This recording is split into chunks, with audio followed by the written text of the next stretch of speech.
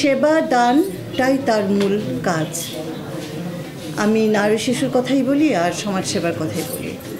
এবং পারা না পারা মানুষকে নিয়ে না এগোতে পারলে এই মন্ত্রণালয়ে কাজ সফল হবে না। যে গত 15-16 বছর বগুড়া উপেক্ষিত একটি এলাকা, আমাদের দেশটা বড্ড বেশি রাজনীতি দ্বারা পরিচালিত, জর্জরিত। যারা ক্ষমতায় আসেন তারা তাদের দেশের মঙ্গল চান, কিন্তু শত্রুর যাদের সাথে তাদের প্রতিদ্বন্দ্বিতা তাদেরকে তারা নির্মূল করার চেষ্টা করেন। শব্দটা ব্যবহার করলাম, নির্মূল করার চেষ্টা করেন। আমরা ভুলে যাই যে আমরা সকলেই আসলে ক্ষণিকের।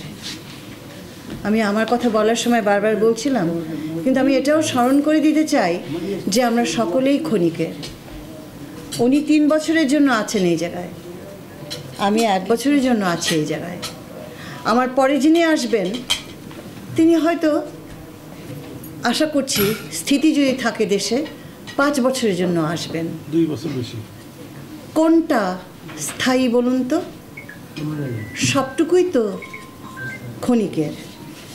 এই ক্ষণিকের সময়ের ভেতরে এটা মনে রাখতে হবে, এসেছি, চলে যাব। তাহলে এমনভাবে চলে যাব যেন মানুষ আমার কাজে খুশি হয়, বোঝে যে আমি একটা পরিবর্তন বা আমরা একটা পরিবর্তন করার চেষ্টা করেছি, মানুষের কাছে গেছি।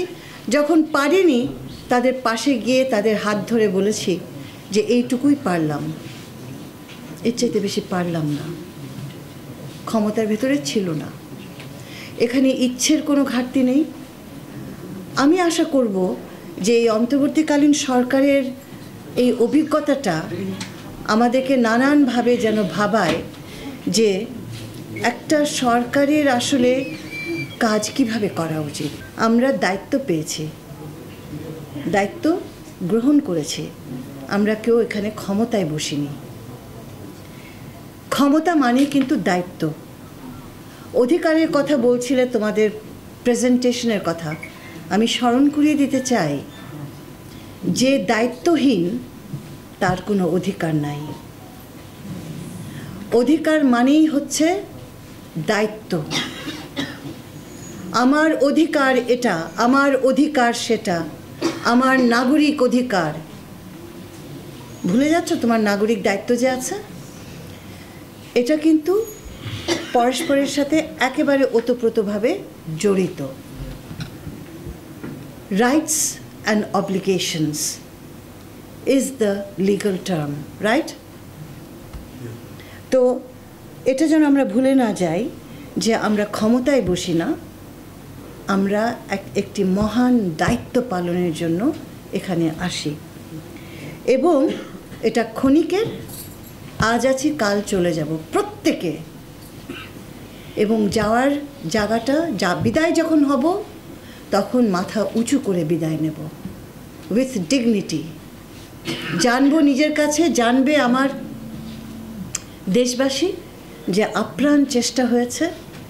দেশের অনেক সীমাবদ্ধতা আছে, সবটুকু পেরে যাবে না।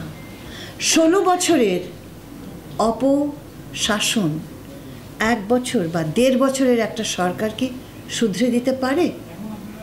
মানুষ আমাদের থেকে অনেক কিছু প্রত্যাশা করে এবং প্রায় সময় আমার কাছে এসে বলে, রীতিমতো মিনতি করে বলে যে আপনারা থাকতে থাকতে করে দিয়ে যান, এরপরে তো হবে না।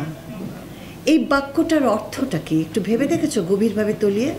কেন ছুটে ছুটে আসছে? এই যে তোমাদের তরুণ ছেলেমেয়েরা, আমাদের পেশাগত মানুষগুলো, আমাদের স্কুলের টিচাররা দৌড়ে দৌড়ে এসে বলছে আপনারা করে দিয়ে যান, আগামীতে এটা আর হবে না।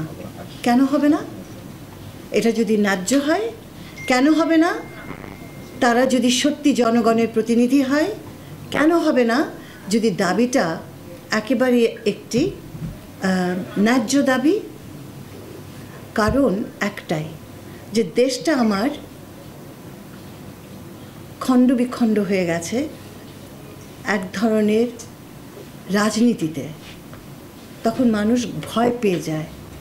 তো এই কথাটাও তো মনে রাখতে হবে যে এইভাবে তো হবে না। যখন আমরা দায়িত্ব নেব আমাদেরকে মানুষকে সেবা দিতে হবে।